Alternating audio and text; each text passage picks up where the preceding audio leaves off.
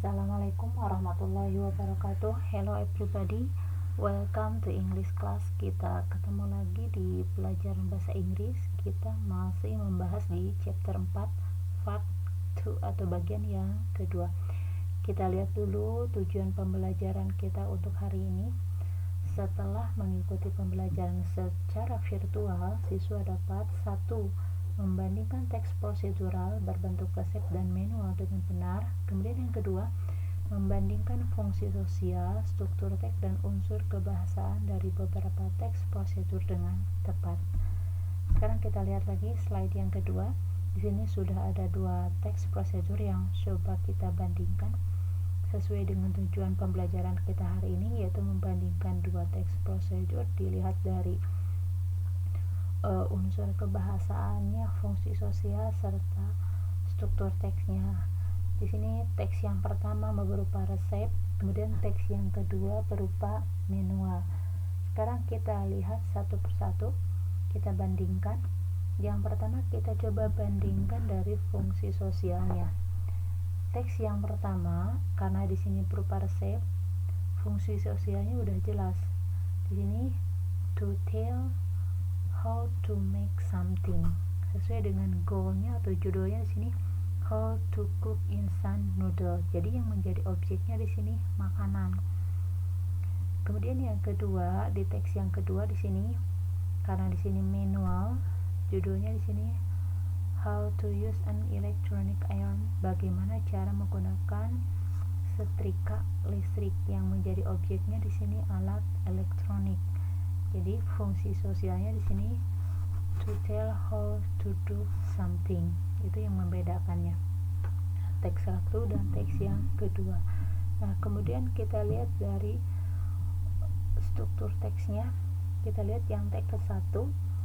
Struktur teksnya terdiri dari 3, ada aims atau goal, kemudian yang kedua material atau ingredient, dan yang ketiga step. Jadi terdiri dari judul atau goalnya, material itu bahan-bahan atau alat, kemudian step langkah-langkah. Itu untuk teks yang ke-1. Nah, sekarang kita lihat lagi, kita bandingkan dengan teks yang kedua yang berupa manual.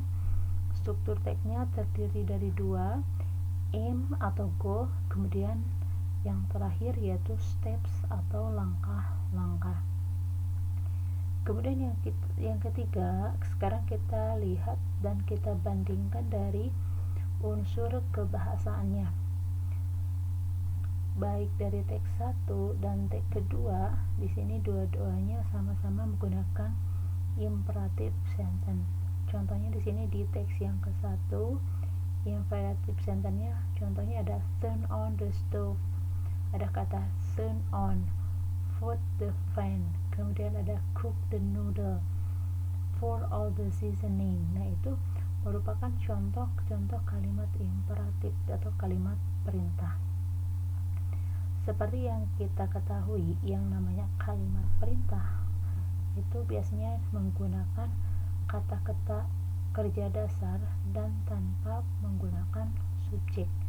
Sehingga kalau kita terjemahkan ke dalam bahasa Indonesia, ini contohnya gini. Ini ada kata turn on. Turn on itu kan artinya menyalakan, tapi di sini bukan diartikan menyalakan karena di sini kalimat perintah. Jadi turn on the stove, nyalakanlah. Ya, diartikannya seperti itu. Put, taruhlah atau masukkanlah. Cook, masuklah gitu ya.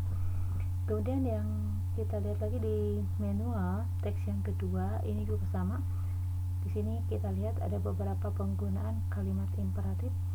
Contohnya ada plug the iron, kemudian place the cloth, flip the cloth, dan put the cloth. Nah, itu contoh-contoh kalimat imperatif. Selain kalimat imperatif, di sini juga menggunakan action verb atau kata kerja yang menunjukkan tindakan atau perilaku. Contohnya kayak turn on, put the fan, cook, for. Nah, itu juga selain kalimat imperatif juga termasuk pada action verb. Nah, sekarang kita lihat ringkasannya. Ringkasan dari perbandingan 2 teks tadi. Teks yang Kita lihat dari fungsi sosialnya, teks yang ke-1 to tell how to make something karena objeknya makanan. Kemudian teks yang kedua yang berupa manual, fungsi sosialnya to tell how to do something karena objeknya di sini alat elektronik.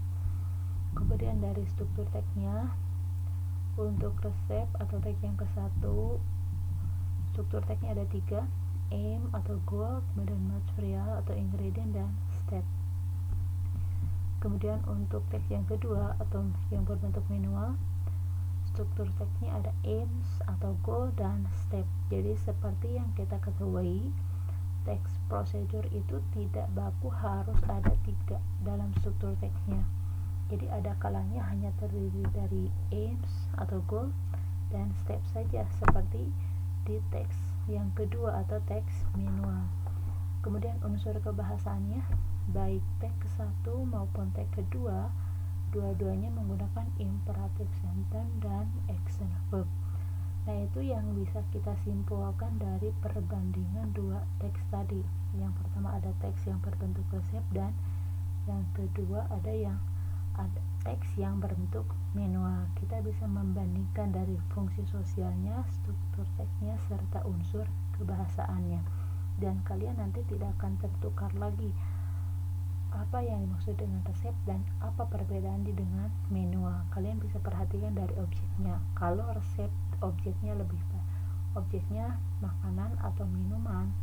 Kalau manual biasanya objeknya berupa alat elektronik. Nah, itu saja yang kita bahas untuk hari ini. Nanti kita lanjutkan lagi pertemuan berikutnya di chapter yang baru dan pembahasan yang baru. See you next time. Thank you for your attention. Assalamualaikum warahmatullahi wabarakatuh.